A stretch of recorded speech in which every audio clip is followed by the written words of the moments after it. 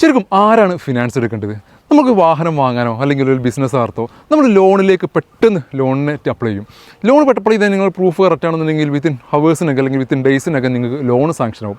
പക്ഷേ നിങ്ങൾ എപ്പോഴെങ്കിലും ചിന്തിച്ചിട്ടുണ്ടോ ഈ എടുക്കുന്ന ലോൺ നിങ്ങൾക്ക് നാളെ റീപേയ്മെൻറ്റ് ചെയ്യാൻ പറ്റാത്തൊരു സാഹചര്യം വരുമോ ഇല്ലേ എന്നുള്ളത് നിങ്ങൾ ചിന്തിച്ചിട്ടുണ്ടോ?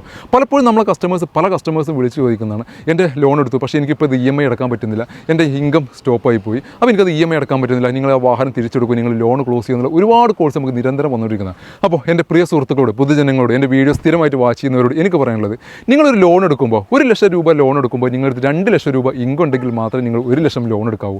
ഇൻകം ഉള്ള ഒരാൾക്ക് അല്ലെങ്കിൽ ഒരു അസറ്റുള്ള ഒരാൾക്ക് എന്തിനാ ലോൺ എന്നല്ലേ? ശരിക്കും അങ്ങനെ പറ്റൂ. കാരണം 1 ലക്ഷം നിങ്ങളടുത്ത് ലോൺ എടുക്കുന്ന സമയത്ത് നിങ്ങളടുത്ത് ഇപ്പുറത്ത് 2 ലക്ഷം രൂപ നിങ്ങളടുത്ത് വരുമാനം അല്ലെങ്കിൽ 2 ലക്ഷം രൂപയുടെ അസറ്റ് നിങ്ങളടുത്ത് വേണം. ഏതെങ്കിലും ഒരു സാഹചര്യത്തിൽ നിങ്ങളുടെ ലോൺ നിങ്ങൾക്ക് അടക്കാൻ പറ്റാത്തൊരു ബുദ്ധിമുട്ട് നിങ്ങൾക്ക് നിങ്ങളുടെ ഇൻകം കട്ടാവുകയാണെന്നുണ്ടെങ്കിൽ അതൊരു തരത്തിലും നിങ്ങളുടെ ഫാമിലിയെയോ അല്ലെങ്കിൽ നിങ്ങളുടെ മറ്റുള്ള കാര്യങ്ങളെയോ ബാധിക്കാത്ത രീതിയിൽ അത് മാനേജ് ചെയ്യാൻ പറ്റുന്ന ഒരു കോൺഫിഡൻസ് നിങ്ങൾക്ക് ഉണ്ടെങ്കിൽ മാത്രമേ നിങ്ങൾ ലോണിലേക്ക് അപ്ലൈ ആവൂ.